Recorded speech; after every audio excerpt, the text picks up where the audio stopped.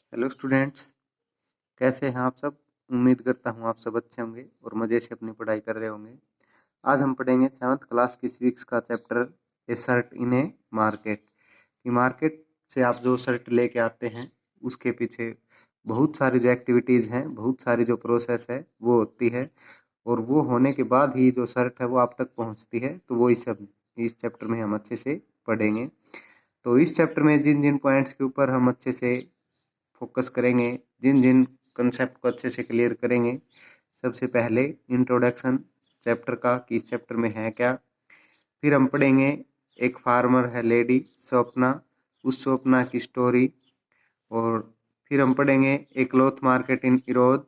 इरोद एक जगह का नाम है कि उसमें क्लॉथ जो मार्केट है वो जो इरोद आप याद रखेंगे कि तमिलनाडु में है। फिर हम पढ़ेंगे पुटिंग आउट सिस्टम। फिर हम पढ़ेंगे garments exporting factory near new Delhi. यानी एक्सपोर्ट आप समझते ही होंगे। एक्सपोर्ट एक ऐसी प्रोसेस है जिसके थ्रू कोई भी मटेरियल, कोई भी प्रोडक्ट किसी अदर कंट्रीज में, या एक स्टेट है तो किसी अदर स्टेट में उसको एक्सपोर्ट किया जाता है। तो एक्सपोर्ट को आप याद रखेंगे। फिर है the shirt in the United state. एक यूएसए का भी जिक्र है कि एक जो शर्ट है यूनाइटेड स्टेट्स में उसकी क्या वैल्यू है, क्या उसका प्राइस होगा। तो आइए चैप्टर शुरू करें। This chapter tells us the story of a shirt. यानी एक स्टोरी के रूप में ये पूरा का पूरा चैप्टर है शर्ट की स्टोरी के बारे में। It begins with the cotton production. यानी आपको पता ही है जो क्लोथ्स बनेंगे, शर्ट बनेगी आपकी, उसमें कहीं न कहीं जो मिक्सअप है या कहीं न कहीं जो बेस है वो कॉटन का ही होगा। तो कॉटन के प्रोडक्शन से जो शर्ट है उसकी लाइफ स्टार्ट होती है and with the sale of a shirt. और ये जो शर्ट है इसकी जो प्रोसेस है वो एंड्स हो जाती है, कंप्लीट हो जाती है जब वो एक शर्ट के रूप में सेल कर दी जाती है। तो आप ये बात अच्छे से याद रखेंगे। पूरी की पूरी जो स्टोरी है शर्ट की वो स्टार्ट होती है कॉटन के प्रोडक्शन से और एंड हो जाती है जब कोई भी उस शर्ट को सेल कर देता है। तो अब हम पढ़ेंगे स्वप्ना स्टोरी कि स्वप्ना जो एक स्मॉल फार्मर है लेडी, कुरनूल में रहती है। कुरनूल है आंध्र प्रदेश में, आप ये याद रखेंगे। तो वो क्या करती है, उसके पास कम लैंड है, तो वो जब स्टार्टिंग में एग्रीकल्चरल वर्क स्टार्ट करती है तो उसको लोन लेना पड़ता है। लोन लेती है वो एक ट्रेडर से। लोन लेकर वो एग्रीकल्चर करती है। एग्रीकल्चर स्टार्ट होने के बाद भी बहुत सारे फर्टिलाइजर्स हैं, केमिकल्स हैं, पेस्टिसाइड्स हैं, उनका यूज करने के लिए बहुत सारा जो एक्सपेंसेस है वो हो जाता है। फिर वो हार्वेस्टिंग करती है। हार्वेस्टिंग के बाद जो कॉटन है वो सेल करती है एक लोकल ट्रेडर को। उसी को क्यों करती है? क्योंकि उस ट्रेडर से उसने लोन ले रखा है, और लोन ले रखा है तो वो जो ट्रेडर है वो उसको फोर्स करता है कि वो जो प्रोडक्शन है, वो जो कॉटन उसने उगाई है वो उसी को दे। और वो ले रहा है 1500। आप ये याद रखेंगे इसको, 1500 पर क्विंटल। आप याद रखेंगे कि क्विंटल में 100 kg होता है। तो पर क्विंटल जो ट्रेडर है जिससे स्वप्ना ने लोन ले रखा है, और वो लोन भी इंटरेस्ट पे, वो इंटरेस्ट भी पे करती है, और जो ट्रेडर है वो 1500 पर क्विंटल उसको, उसकी जो कॉटन है उसका प्राइस है वो दे रहा है। लेकिन मार्केट में उसको पता है स्वप्ना को, या जो ग्रेन मार्केट आप जिसको कहते हैं, उसमें स्वप्ना को पता है कि 1800 पर क्विंटल जो कॉटन है वो सेल हो रही है, बिक रही है, लेकिन फिर भी वो उसी को बेचना चाहती है। क्योंकि उसके जब स्टार्टिंग में उसको एक्सपेंडिचर्स यूज करने थे, खर्चा था, तब उसने उसको लोन लिया था। तो ये जो स्टोरी है कि ये आपको बताती है कि किस तरह से जो है वो स्वप्ना स्वप्ना किस तरह एक डेप्ट ट्रैप आप याद रखेंगे। डेप्ट ट्रैप होता है यानी एक जाल है जो ऋण, जो डेप्ट होता है ऋण यानी पैसे वो जो आप किसी से लेते हैं, वो ट्रैप मीन्स जाल। यानी उसके द्वारा दिए हुए पैसों से, उधारी से वो किस तरह जाल में फंसती है, किस तरह अपना नुकसान करती है, लोन लेती है, इंटरेस्ट भी पे करती है। इंटरेस्ट भी पे किया, वो जो प्रोडक्शन करती है उसका जो कॉटन है वो भी उसी को सेल करती है, और वो सेल करती है उसमें भी उसको लॉस होता है, क्योंकि वो 1500 में दे रही है और मार्केट में 1800 में बिक रहा है।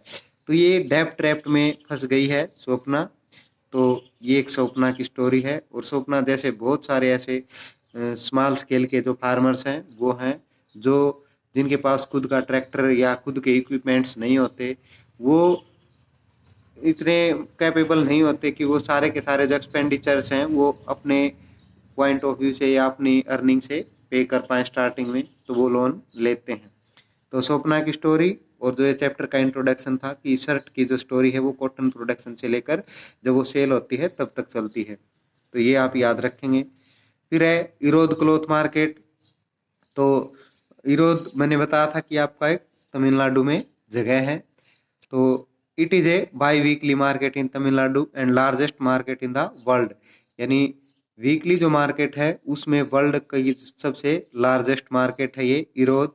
ए large variety of cloth is sold in the market. इस मार्केट में बहुत सारी वेराइटीज के जो क्लॉथ हैं वो बेचे जाते हैं। इसमें क्या करेंगे, जो सेल्समैन हैं या जो ट्रेडर्स हैं वो आप याद रखेंगे, ट्रेडर्स हैं वो, और जो वीवर्स हैं वो, वीवर्स आपको पता है कि जो स्पिनिंग का काम करते हैं वो होते हैं। तो यहाँ पर जो काम है सारा का सारा, वो जो मार्केट है क्लोथिंग की, वो 2 पॉइंट्स के ऊपर डिपेंड है, वीवर्स के ऊपर और लोकल ट्रेडर्स के ऊपर। अब जो लोकल ट्रेडर्स हैं वो जो कॉटन है या जो यार्न है क्लोथ्स के लिए जो चाहिए हमें, वो बाय कर लेंगे मार्केट से, या जो एग्रीकल्चरल जो भी प्रोडक्शन है वो जहाँ पर सेल करते हैं उनसे, और जो वीवर्स हैं उनको दे देंगे। यानी रॉ मटेरियल आप इसको बोल सकते हैं। रॉ मटेरियल खरीदेंगे लोकल ट्रेडर्स, यार्न खरीदेंगे लोकल ट्रेडर्स, और वीविंग का जो काम है, स्पिनिंग का जो काम है वो करेंगे वीवर्स। और ये जो लोकल ट्रेडर्स हैं ये वीवर्स को कम पे करते हैं, यानी लेस पे करते हैं, और इनसे रेडी करवाते हैं जो क्लोथ्स हैं वो। अब जो वीवर्स हैं वो 12 आवर्स तक काम करते हैं, और उनके साथ उनकी जो फैमिली है, यानी सपोज एक फैमिली में 4 मेंबर्स हैं, तो 4 के 4 इंक्लूड होंगे उस वीविंग में। और उस वीविंग वीविंग के लिए हमें चाहिए लूम। लूम आप याद रखेंगे, हथकरघा। आपने अपने घरों में भी देखा होगा, जब आपकी कोई मम्मी, ताई, दादी जब दरी जो वीविंग करती हैं तो उसके लिए इक्विपमेंट चाहिए होता है स्क्वायर रूट में। तो वो ऐसा ही एक इक्विपमेंट होता है जिसको आप लूम बोलते हैं, हथकरघा, जिससे वो वीविंग की जाती है। तो वो जो वीविंग है, वीविंग के लिए जो हमने बात की कि जो लूम है वो अप्रोक्सीमेटली उसकी जो कॉस्ट है वो 20,000 के नियर बाय है। तो वो जो वीवर्स हैं वो बेचारे एक्सपेंस करते हैं उस पर, और यदि किसी एक वीवर के पास 2 हैं या 3 हैं तो उसी के हिसाब से उसका एक्सपेंस हो जाता है। और जो ट्रेडर्स हैं वो उनको कम पे करते हैं। इससे दोनों का फायदा भी है और वीवर्स का नुकसान भी है। वीवर्स का फायदा ये है कि उनको मार्केट में कहीं और बेचने के लिए जाना नहीं पड़ता, लोकल ट्रेडर्स उनके घर से ही ले जाते हैं। दूसरा, रॉ मटेरियल उनको नहीं लाना पड़ता, रॉ मटेरियल लोकल ट्रेडर्स ही प्रोवाइड कर देते हैं। नुकसान क्या है कि इनको बहुत ही कम वेजेस मिलते हैं, सारी की सारी फैमिली काम में लगी रहती है और 12 आवर्स काम करते हैं। तो जो इरोद क्लॉथ मार्केट है ये डिपेंड है मेनली वीवर्स और लोकल ट्रेडर्स के ऊपर। रॉ मटेरियल और जो यार्न है वो लोकल ट्रेडर्स दे देते हैं वीवर्स को। लूम और जो वीविंग का जो काम है वो काम करते हैं वीवर्स, उनको कम वेजेस हैं वो मिलते हैं। तो ये आप याद रखेंगे, यहाँ से ही सारा जो माल है, सारे जो क्लोथ्स हैं, वैरायटी हैं, वो एक्सपोर्ट होती हैं या सेल होती हैं। एक आएगा एक पुटिंग आउट सिस्टम, बहुत ही इंपॉर्टेंट है। The arrangement between the merchant and the weaver is generally known as putting out system. मैंने आपको बताया कि जो लूम है वो वीवर्स लेते हैं, वीविंग का काम जो है वो वीवर्स करते हैं। रॉ मटेरियल और जो व्हीकल्स या फिर जो इंपोर्ट एक्सपोर्ट का जो काम करते हैं वो लोकल ट्रेडर्स करते हैं। तो इन दोनों के बीच जो अरेंजमेंट का जो सिस्टम है वो कहलाता है पुटिंग आउट सिस्टम। ये आप याद रखेंगे। फिर है इस तरह से बहुत सारे आपने देखा कि वीवर्स से किस तरह डिस्क्रिमिनेट होता है या उनको कम वेजेज मिलते हैं। तो वीवर्स की कोऑपरेटिव है, कोऑपरेशन है, जिसका मेन एम है इंडिपेंडेंस, यानी जो लोकल ट्रेडर्स हैं उनकी बजाय अपना खुद का काम करें, रॉ मटेरियल खुद ले आएं और वीविंग खुद करें, और जो सेल सेल का काम है, प्रीपेयर जो भी क्लॉथ है उसको खुद सेल करें। तो ये जो है इंडिपेंडेंसी का काम है। जो वीवर्स कोऑपरेटिव सोसाइटीज हैं वो काम अवेयरनेस फैला रही हैं इन वीवर्स में, और ये आजकल कम हो रहे हैं। लोकल ट्रेडर्स के अंडर में ये काम नहीं करते। तो गारमेंट एक्सपोर्टिंग फैक्ट्री है दिल्ली में ही, नियर दिल्ली आपका एग्जाम्पल है। जैसे जो ईरोद मर्चेंट्स हैं वो सप्लाई करते हैं cloth produced by the weaver to a garment exporting factory, यानी वीवर्स ने तैयार किया, प्रिपेयर किया उस क्लॉथ को, लोकल ट्रेडर्स ने उनसे उनको खरीदा और वो ले आए किसमें, फैक्ट्री में। जो यहाँ से ही जो गारमेंट्स की जो शॉपकीपर्स हैं या जो ग्रुप है, बिजनेसमैन है, वो इनसे इन फैक्ट्रियों से ले लेंगे। तो from here cloth is export in USA and European countries और अदर स्टेट्स, यानी यहाँ से यूएसए में भी और यूरोपियन कंट्रीज में भी जो प्रीपेयर्ड क्लॉथ है वो सेल होता है, और यहाँ बहुत सारी जो एक्टिविटीज़ हैं वो होती हैं। अप्रोक्सीमेटली 70 जो वर्कर्स हैं वो इस गारमेंट की एक्सपोर्टिंग फैक्ट्री में काम कर रही हैं, और उनमें मोस्टली वीमेन हैं। जो टेलरिंग का काम करेंगी उनको मिलता है 3000 पर मंथ। आयरनिंग यानी प्रेस जो करेंगी क्लोथ्स पे उनको 1.5 रुपीज पर पीस के हिसाब से मिलेंगी, यानी एक पैंट के किसी ने आयरनिंग कर दी तो 1.5 रुपीज, शर्ट के कर दी तो 1.5 रुपीज, ऐसे ही उनको पर पीस के हिसाब से आयरनिंग के मिलेंगे। चेकिंग के 2000 पर मंथ, यानी उसमें कोई डिफॉल्ट तो नहीं है, कोई थ्रेडिंग अच्छे से नहीं हुई है या उसकी फिनिशिंग कंप्लीट हो गई या नहीं हुई है, वो चेकिंग का जो काम है वो काम करेंगे, उनको मिलेंगे 2000 पर मंथ। और थ्रेडिंग का, कटिंग का और बटनिंग का जो काम करती हैं लेडीज मेनली, उनको 1500 पर मंथ मिलते हैं। यानी ये जो फैक्ट्री है इसमें क्लॉथ आने के बाद जो ट्रेडर्स हैं वो यहाँ क्लॉथ ले आएंगे, इनके बाद उनमें टेलरिंग का काम होगा, आयरनिंग का काम होगा, चेकिंग का काम होगा, थ्रेडिंग और बटनिंग का जो बटन्स हैं उनका काम होगा। ये सारी की सारी प्रोसेस होगी इस गारमेंट एक्सपोर्टिंग फैक्ट्री में, और ये सारी प्रोसेस होने के बाद अदर कंट्रीज में या इंडिया के अलग अलग पार्ट्स में एक्सपोर्ट कर दिए जाएंगे क्लोथ्स। तो ये आप याद रखेंगे। और एक्सपोर्ट करने के बाद एक जो कस्टमर है वो किसी भी शॉपकीपर के पास जाएगा, गारमेंट के शॉप पे जाएगा, और कोई भी जो शर्ट है या जो क्लॉथ उसे लेना है वो ले आएगा। तो किस तरह से मार्केट में अनइक्वलिटी है या फिर किसी को इक्वल शेयर नहीं मिलता प्रॉफिट के पॉइंट ऑफ व्यू से, तो प्राइस है वो $26 में दे रखा होगा। उसका जो एक्चुअल प्राइस है इंडिया की जो करेंसी में 1800 परचेज की, यानी 300 में। जो हमने बताया कि दिल्ली से एक्सपोर्ट होता है तो उन्होंने यूएसए वालों ने खरीदी 300 में।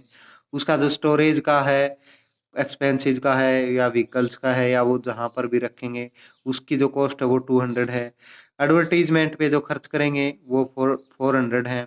टोटल अप्रोक्सीमेटली 900 का जो एक्सपेंस है वो किसी भी एक बिजनेसमैन या एक एक्सपोर्टर के पास आता है और वो उसे सेल करता है 1800 में।